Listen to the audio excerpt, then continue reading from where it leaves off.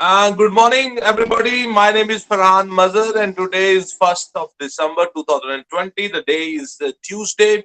Right now, I am with the 10 Cambridge class, and today we are starting a chapter. The name of the chapter is Sound Waves. And in this chapter, we'll be discussing some characteristics of the sound, how the sound is produced, how the sound waves travel, how we can find the speed of the sound, and some uses of the sound. So, uh, basically, you see, whenever you see an object from which the sound is coming, for example, if you see a drum and that the sound is coming from that drum. So the skin on the drum, we have a skin, the surface of the drum. You will observe that that surface is vibrating. For example, uh, if you observe the guitar, if you hear a guitar and you are watching the guitar, you will observe the sound is coming from the guitar, and you will observe that the string of the guitar is vibrating about a mean position. For example, if you see speakers, speakers which you have at your homes, through which you listen your music, uh, when the sound will be coming from that speaker, from those speakers, you will observe that the diaphragm of the speakers that is coming forward, back, going backward, forward, backward, it's vibrating. For example, you might have seen an instrument, we call it the tuning fork. Let me show you the tuning fork. We have a tuning fork here. If you strike the tuning fork with a rubber pad, you will hear a sound. You see this instrument? This instrument is called tuning fork. Let me show you.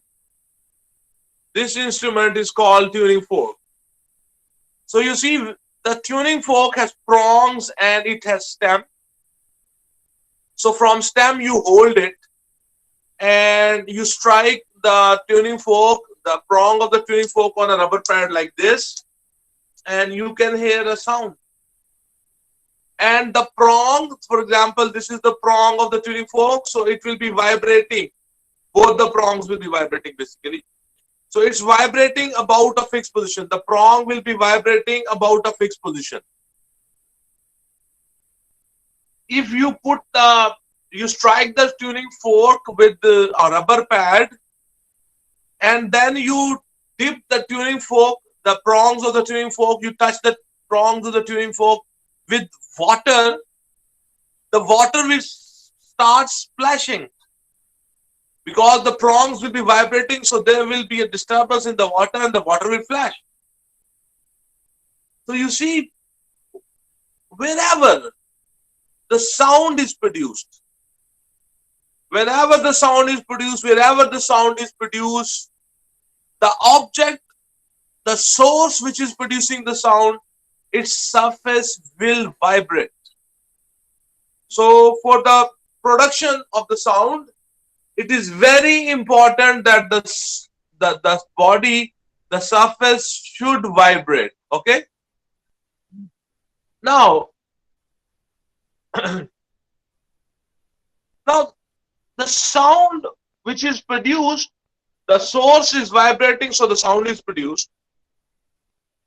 That when an object vibrates, for example, suppose if you consider the diaphragm of the speaker.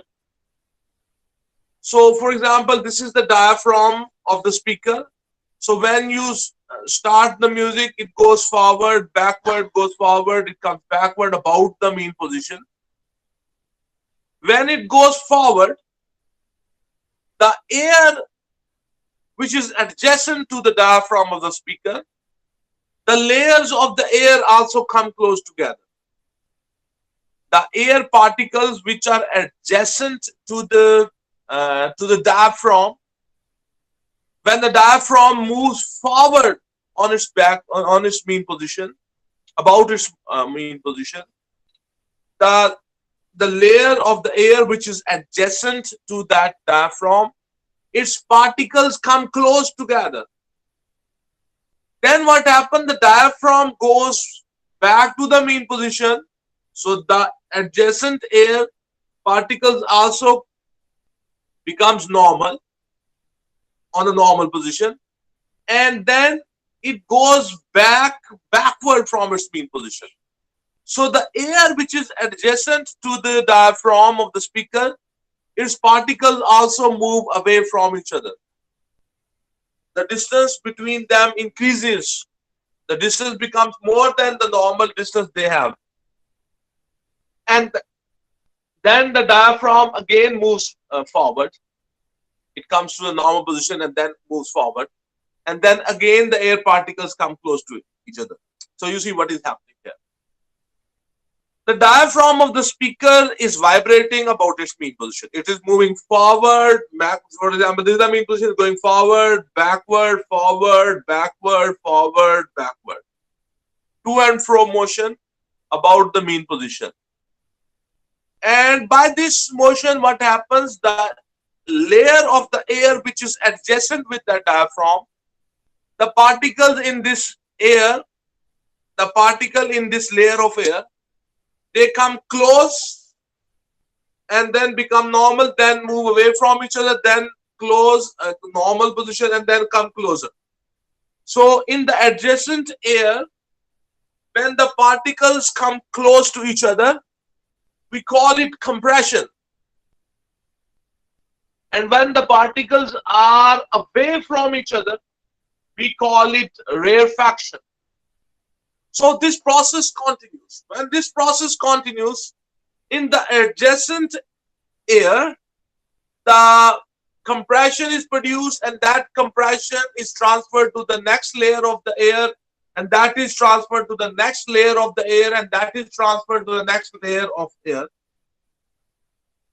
And then the compression is produced, and then that compression is transferred to the neighboring molecules, then that they transfer the compression to their neighboring molecules. And then a compression comes again, and then a rarefaction, and a compression, and a rarefaction, and a compression. So you see, the diaphragm is moving forward and backward about the mean position, and the adjacent air to that diaphragm, in that air, the compression and rarefaction is produced, and that compression and the rarefaction is transmitted to the neighboring molecules, to their neighboring molecule, to their neighboring molecule. So in this way, the diaphragm of the speaker vibrates, or any object which is vibrating, it produces compressions and rarefaction in the adjacent air. And those compressions and rarefactions, they travel in the air. And they reach the ear, the listener's ear. When the compression and the rarefaction reaches the listener's ear, the diaphragm of the ear also, when compressions come, it is compressed. When the rarefaction comes, it moves outward. So those compressions and rarefactions, they produce vibration in the eardrum. And you get the sensation of hearing. So you see, the sound is traveling in the air. And when the sound waves are traveling in the air, the compressions and rarefactions are produced. So it means that the sound, when it travels, wherever the sound travels by compressional waves. In other words, we call them longitudinal waves. And if you have studied the chapter of waves, and in the chapter of waves, we learned that the mechanical waves are of two kinds: transverse waves and the compressional or the longitudinal waves. Longitudinal waves or compressional waves, they comprise of compressions and rarefactions, whereas the transverse wave comprises of crust and troughs. So today we are talking about the compressional waves. So the compressional waves, they comprise of compressions and rarefaction. And remember that the distance between the one compression and the next compression or the consecutive compression, that is equals to the one wavelength. And the distance, or you can say the distance between the one rarefaction and another rarefaction, the adjacent or the next or the consecutive rarefaction, the distance between two consecutive rarefactions, that is equals to one wavelength. And the distance between the compression and an adjacent rarefaction, that is half the wavelength. The sound waves are exactly this diagram. You must have seen already. Let me show you. Let me increase the size so you can exceed it. You see, you must have seen this diagram. So in this diagram, you can see this is a compressional wave. This is a longitudinal wave. But this compressional wave or the longitudinal wave we have produced in a spring. And you can see that in some portions, the coils of the spring, they are very close to each other. And when the coils are close to each other, that portion is known as compression. And you can see clearly that in some portion of the spring, the coils are relatively away from each other. That portion here, you can see, that is called rarefaction. This portion where the coils are close to each other, that portion is known as compression. So the distance between the center of the one compression to the center of the next compression, that distance is known as one wavelength. Or you can say the distance between the center of the one rarefaction to the next or to the consecutive rarefaction, that distance is known as one wavelength. It's a very important idea because this can come in MCQs or in theory paper. Okay, and the distance between two consecutive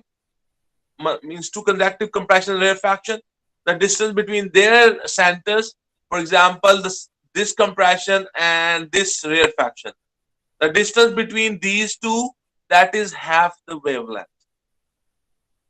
So this is a good example of longitudinal wave. And remember, don't forget this, that in the wave motion, whether that is a sound wave, whether that is a water wave or light wave, in the waves, the wave propagates, the wave travels, the wave moves from one point to another point. The energy is transferred from one point to another point, but the particle of the medium, for example, here on your screen, you can see the medium is the spring. The energy will travel from left side to the, from the right side to the left side. The wave will travel from the right side to the left side. The wave will travel, the wave will propagate, the wave will move, the energy will move, the disturbance will move from right to left in this example which is on your screen. But the particles of the medium, they will not move with it. They will vibrate parallel to the direction of the propagation of the wave. They will be vibrating parallel to the direction of the wave. but they will be doing the particle of the medium, they will be performing vibratory motion. So they will be going forward, backward, forward, backward, forward, backward. So they are moving forward, backward, forward, backward. The wave is traveling in this direction. The energy is traveling in this direction. But the particles of the medium, they are vibrating forward and backward. They are vibrating parallel to the direction of the wave. But the particles of the medium do not move with the wave. They perform vibratory motion along the wave, but they actually do not move. They remain in their position. They only perform vibratory motion. So the net movement of the particle of the medium, that will be zero. So it's very important idea about the longitudinal wave. So don't forget this. The very famous example of the longitudinal wave, or you can say the compressional wave, is the one which is shown on your screen. The compressional wave which is produced in a spring, and the sound waves. Sound waves are longitudinal waves. So the sound that that moves from one point to another point with the help of, here you can see, here I have shown. Let me increase the size so you can really understand this. You see here, yeah, here you can see, we have here in the diagram, they have shown a loudspeaker cone, and when the diaphragm of the loudspeaker will vibrate forward and backward, that will create compressions and rarefactions, in the adjacent air. And here you can see in the diagram also as shown, from the center of the one compression to the center of the next compression, that distance is called one wavelength. Or you can also say the distance between the center of the one rarefaction to the next rarefaction, the center of the next rarefaction, that is equal to the one wavelength. Okay. So the basic thing is that the sound is produced when a body will vibrate, and then the sound will travel in a medium, and when the sound travels in the medium, it travels with the help of the longitudinal waves, and or we also call them compressional waves. And we know that the compressional waves or the longitudinal waves, they are comprised of compressions and rarefactions.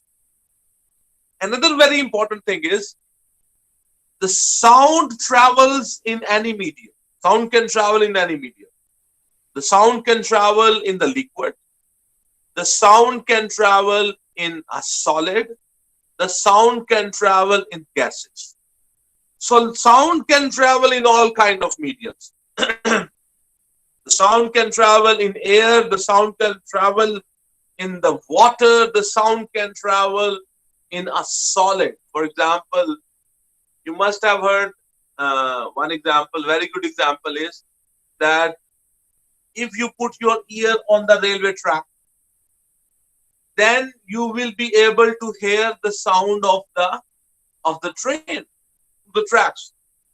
You might have heard this thing, that if you are sitting in a room and in the next room some people are talking, so if you put your ear with the wall and press your ear against the wall, then you will be able to hear the talk of the people who are sitting in the other room. So you see, the sound can travel in solids. You must have heard that the whales communicate with each other, the blue whales, the gray whales. So the whales, they talk to each other and they produce sound waves. And those sound waves, they can travel in the water. And the sound waves, right now I am talking on your speakers. The speaker is producing that sound and you are able to hear it. So the sound is traveling through the air. So you can see the sound can travel in all kinds of mediums. The sound is basically longitudinal wave, and longitudinal wave is basically mechanical wave. So it is very, very, very, very important that they have a medium through which they can travel. Sound waves cannot travel without a medium. The sound waves can travel through the medium. The medium can be air, the medium can be a liquid, the medium can be a solid. So the sound waves travel through the medium. The medium is a must. For the traveling of the sound waves, the medium is a must. If there will be no medium present, the sound waves cannot travel. The sound wave travels through the longitudinal waves, and the longitudinal waves are mechanical waves, and the mechanical waves require medium to travel. If there will be no medium, the sound waves cannot travel. For example, you might have heard this, that in outer space, on the sun, on other stars, and sometimes meteors collide with each other. In outer space, lot of explosions are happening, and they produce sound. But the sound of those explosions, the sound of those collisions, they do not reach us. We do not hear any kind of sounds, explosions, bangs coming from outer space. The reason is because in the outer space there is vacuum. So the sound which is produced there, that sound cannot reach us because there is no medium between that source and us. Because in the space it's vacuum, and the sound waves require medium to travel. So when there is no medium, obviously the sound waves cannot travel. So now this is the second point which I am trying to explain to you, that it is very important for the sound wave, for the traveling of the sound wave, for moving of the sound waves, for the propagation of the sound waves, that they have medium around them. So once they have the medium, then they can travel.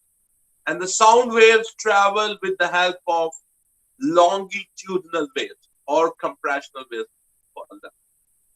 Okay, so another very important thing is that the speed of the sound. You see, the speed of the sound is very important. Let me show. Let me the size of the staples. Speed much.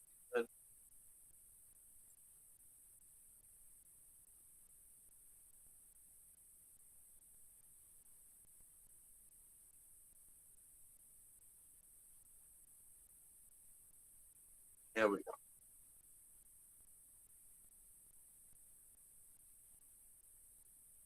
Okay. Now you see, the speed of the sound we can find. We observe that the speed of the sound is in different materials. The speed of the sound is different. A table is in front of you on your screen. You can see a table, and kind of remember these numbers. Okay, don't forget these numbers. For example, in air, if we calculate the speed of the sound, the speed of the sound in the air is approximately 330 meters per second. So in gas, particularly talking about air, is 330 means around 300, 310, 320 sometimes people say. So in air, the speed of the sound is approximately 330 meters per second. And in water, In water, it is 1,400, 1400 meter per second. And in concrete, these balls, concrete, it is 5,000 meter per second. And in steel, it is 6,000 meter per second. So you see, the speed of the sound is slow in the air, in the gas. In water, it is fast. And in solids, it's faster.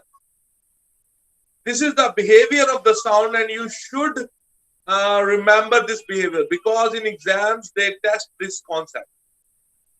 The sound of the speed will be highest in solids and lower in the liquid and lowest in gases. The behavior of the speed of the sound is different from the speed of the light. Remember that thing. You see, the speed, the behavior of the light is different in this regard with the sound. The light will be moving fastest in air.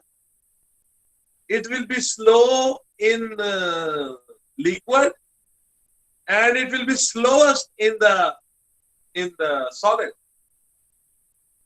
So the behavior of the light is different from the behavior of the sound. So don't confuse both behaviors. Light, the speed of light, its behavior is different. Exactly opposite. The speed of the sound is different in different objects. Okay. Don't confuse, don't forget this. It's very, very, very important point. Okay.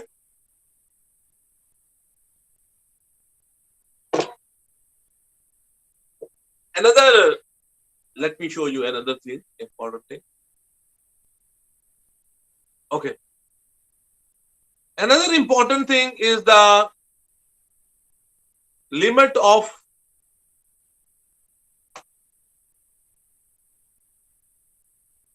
audibility. You see, every sound wave, when we study the chapter of the waves, we have,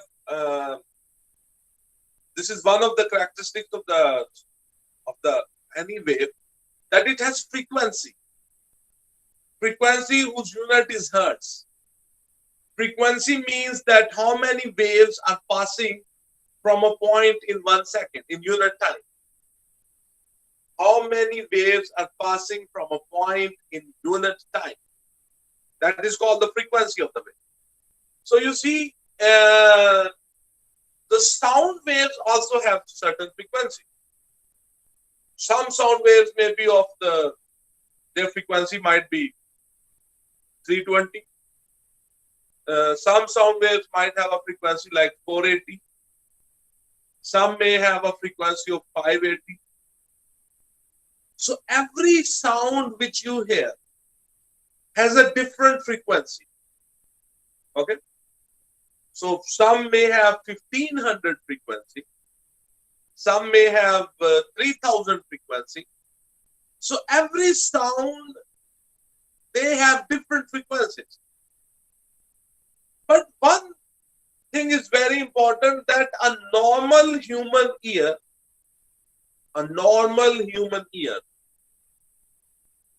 can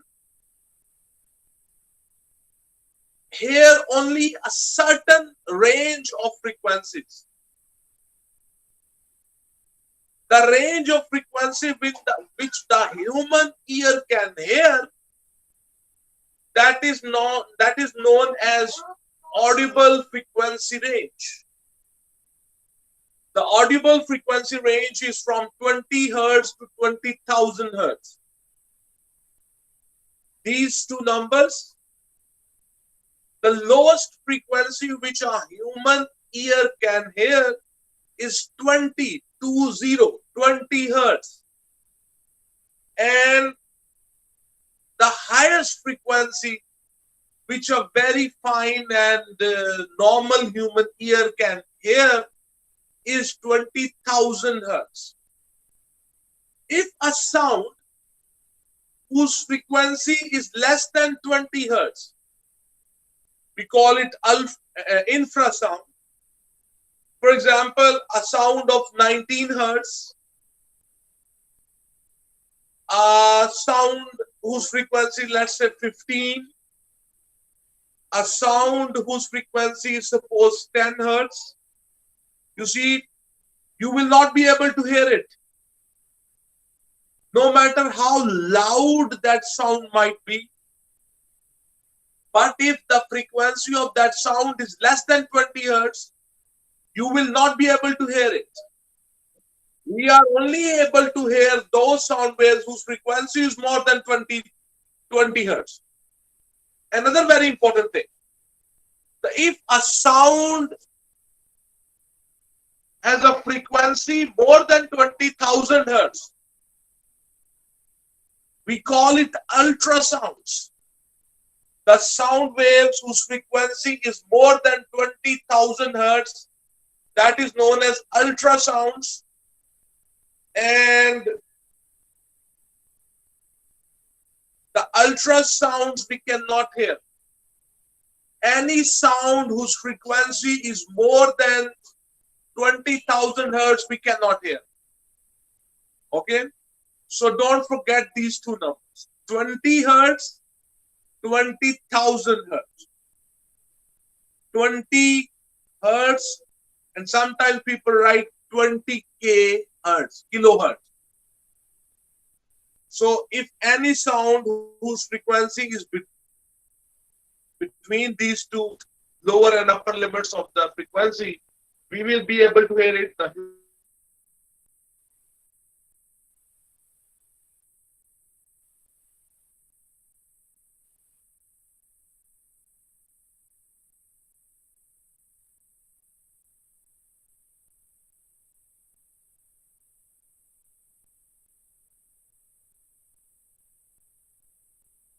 सबकी आवाज रुक गई। मुझे लगा मेरे net में मसला है।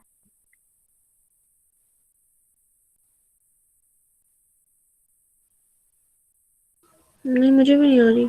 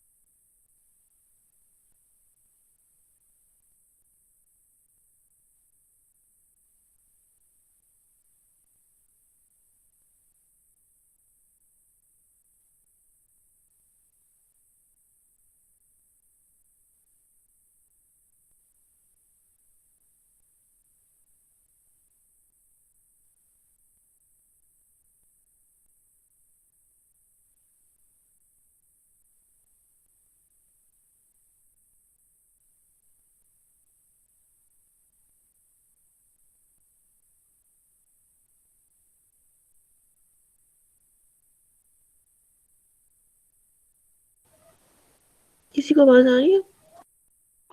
नहीं, सर ने लेफ्ट कर दिया मेरा ख्याल है। हाँ,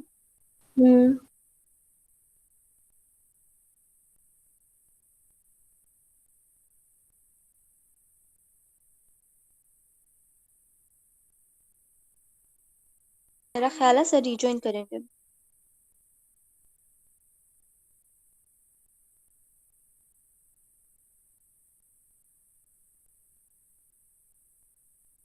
शायद।